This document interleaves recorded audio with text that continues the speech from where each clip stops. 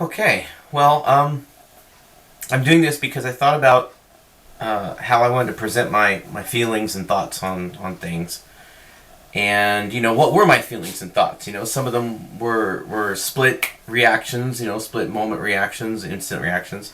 And some of them were more formulated over a longer period of time, were older opinions. And some not so older that had been formed maybe in the last year or two. And then some things I hadn't formed opinions on at all. I was still kind of, coming to conclusions about some things. And I probably still am coming to conclusions about some things.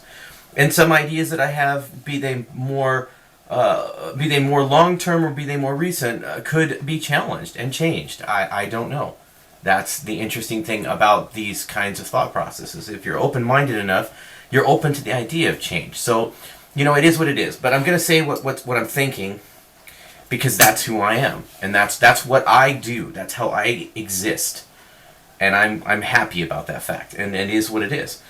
People either take me for that as I am, or they won't. And I've come to realize in the last 6 months, maybe, especially in the last few months, that is important. I need people to accept me for who I am, or I need to, move on from that situation and find people who do. And I'm not going to push people to try to understand something that they don't want to or that they're not able to. But I'm going to definitely invest my time in directions that is productive and not in directions where I'm spinning my wheels. That's important. And I would recommend the same for just about anyone.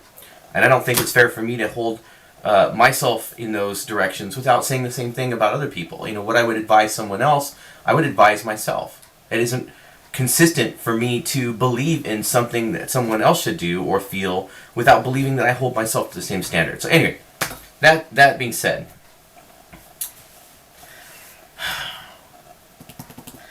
here's the thing.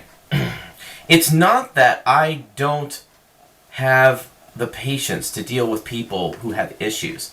Everybody has issues. And yes, some people more than others. It's that I'm very wary of situations where someone's issues or fears or concerns are so prevalent in their mind that any hostility, any conflict, any butting of heads, any disagreement is in their minds an opportunity and very likely a chance, a very high chance in their minds of attack or abuse or menace of some kind. And that's, to me, at first, my first knee-jerk reaction is that's ridiculous. That's absurd. That's crazy talk. That's damaged person talk. But I also have been through a lot in this last year, enough maybe not to have gone through what some people have gone through, but enough to have a taste. And once you've had a taste of shit, you know that shit is not ice cream. It is what it is, right? So I know that it's not that simple. I understand that, but I still have to be protecting of myself.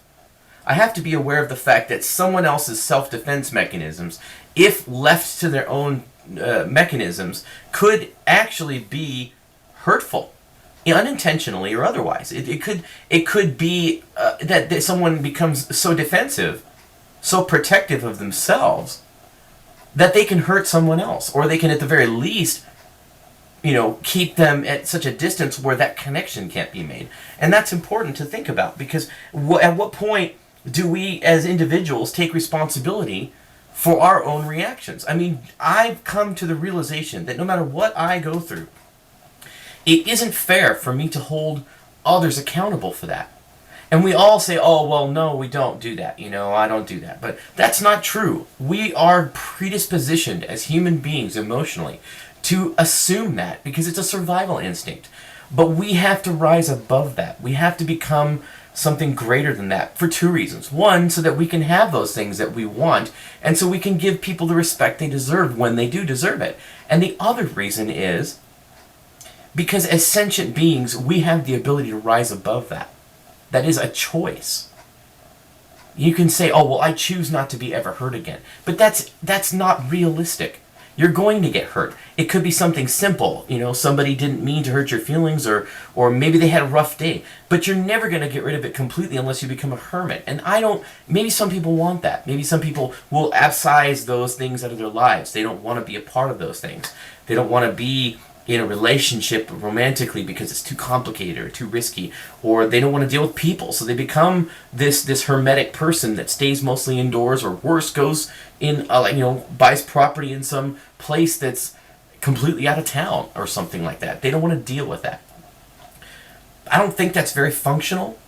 I like to believe that I'm strong enough, no matter what anyone's done to me, to avoid that, to purposely take personal choices that may even at times go against my fears, because by doing so I acknowledge to myself that I'm in control of my own actions, not my emotions, not my fears. That does not mean that I'm going to sit there and ignore those fears. It doesn't mean that I'm not going to question certain things, but I'm not going to let those fears lead me around like a carrot in front of a horse. I refuse to do that. And I know not everyone will be able to do that, but I hope that some people are, and I certainly hope that the connections I make are involving people who can do that. And I know that's not easy. It takes a lot of strength to get over pain and suffering that you've gone through, but it takes even more strength to persevere later when the time comes to set those fears aside just enough to give your life a chance with yourself, with other people, whatever. It doesn't mean let your guard down, but it does mean don't punch first. Because if you punch first, you become the very thing you're afraid of, even if you don't want to be that. You become, in a sense, either abusive or hurtful or harmful, or definitely an unfair judge of character, because you're snap judging. You're jumping to conclusions. We all do that. I've been guilty of it. A lot of people are guilty of it. And if anybody says they're not, that's fucking bullshit. Because we're all human beings. God bless us for being human beings, but we are. For better or for worse. That's how it is.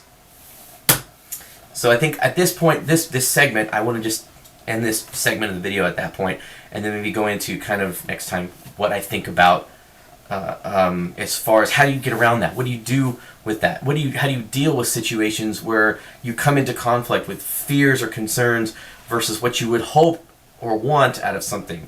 What do you do? So that's kind of where I'm going to go from there.